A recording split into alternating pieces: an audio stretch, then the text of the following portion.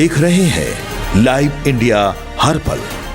नमस्कार, live India में आपका स्वागत है। मैं अनिल सम्राट। झारखंड की कैबिनेट की बैठक हुई और कैबिनेट बैठक के बाद सीएम हेमंत सोरेन ने केंद्र सरकार पर तीखा हमला बोला है। उन्होंने कई बातें कही है केंद्र सरकार को लेकर। आपको बता दें कि केंद्र सरकार सीधे सीधे उन्होंने कहा है कि संविधान से ऊपर कोई नहीं है। हेमंत सोरेन का सीधे सीधे केंद्र पर सीधा ये हमला कहा जा सकता है और उन्होंने कहा है कि सीएम संविधान से बढ़कर कोई नहीं है, लेकिन आज उसी पर सवाल उठाए जा रहे हैं। कृषि क्षेत्र की बात उन्होंने की। कृषि क्षेत्र को विदेशी बाजार के लिए खोलने से देश में भुखमरी जैसी स्थिति बन सकती है, उन्होंने कहा, जिसका सीधा असर किसानों, मजदूरों और छोटे मझोले उद्योगों पर पड़ेगा।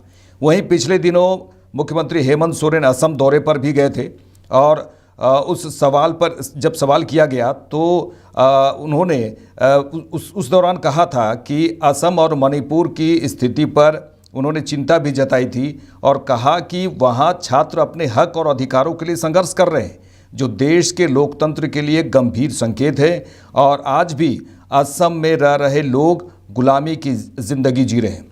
हेमंत सोरेन क्या कुछ कह रहे हैं, आइए सुनते हैं।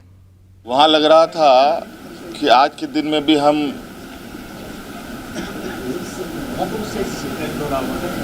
गुलाम के चंगुलों से, अंग्रेज़ों के गुलाम जो पहले हम लोग हुआ करते थे, उसके चंगुल से अभी भी निकले नहीं।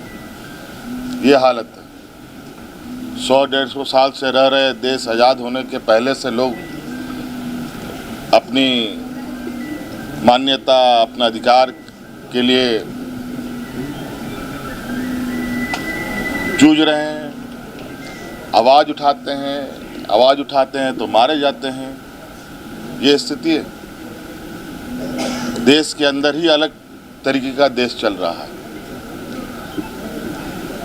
असम ही ना एक राज्य है जो बगल के राज्य से दोनों राज्यों का, मणिपुर की कहाँ का,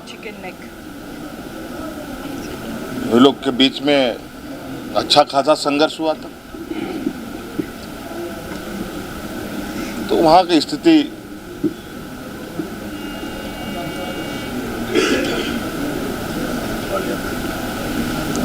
बड़ा ही विचित्र है।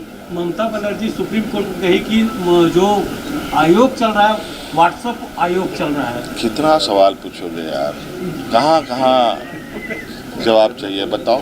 और ये कोर्ट पर भी दबाव देने का उन्होंने आरोप लगाया है। आज की कोर्ट पर भी केंद्र सरकार दबाव डालकर फैसला कुछ और करवाना चाहती है।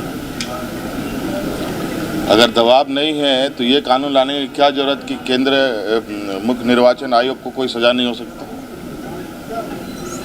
सर, पार्लियामेंट में इससे कितना इफेक्ट होगा अपना झारखंड और झारखंड को जिस तरीके से सर उपेक्षा हुई यार, कोयला खनिज पर कहाँ गए हो? अभी दाल चावल का बात करो ना, वो क्या सस्ता हुआ है क्या? पढ़ने लिखने वाली चीजें, पहनने वाली वस्तुएं, क्या वो सस्ता मिल रहा है क्या? आप कोयला पे चले गए हैं, लोहा पर चले गए हैं, सोना चांदी पर चले गए हैं। अब इन वस्तुओं की हालत तो देख लीजिए, तब हम उस पर बात करेंगे। दादा, आप आसाम गए थे, वहाँ के लोग क्या इंदिरा गांधी और जवाहरलाल नेहरू ले रहे हैं, ये आपकी नजरों में संसद की गरिमा को किस तरह से खंडित कर रहा है? क्या वर्तमान सरकार के पास संविधान और संसद का कोई मायने है क्या? जरा बताओ। आज आपको पता है भारत सरकार जो बजट लाई है, उस बजट में कितना पैसा देश के विकास में लगेगा?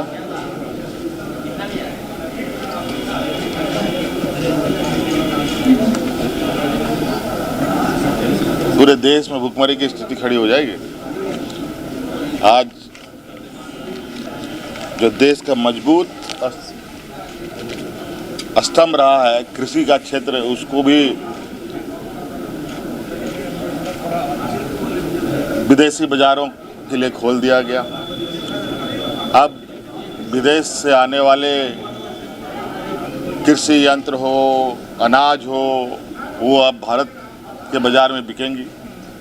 अब यहाँ के क्या किसान उनके साथ कंपटीशन कर पाएंगे? ये तो स्थिति है। अब बाकी व्यापार जगत का क्या होगा वो तो व्यापारी लोग बताएंगे, लेकिन मूल रूप से हम लोग जो किसान मजदूरों को बात देखते हैं बहुत करीब से, उनका क्या हश्र होने वाला है केंद्र की नीतियों से, और उनके नीतियों पर बात करने पर मनाही है वहाँ पर।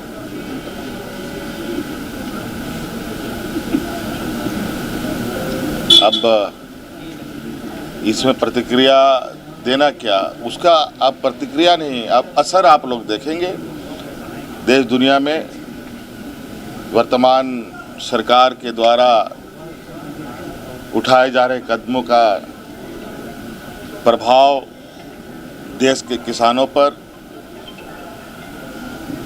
देश के मजदूरों पर, छोटे मझोले उद्योगों पर और आदिवासी दलित तो है ही सबसे मुख्य टारगेट पर।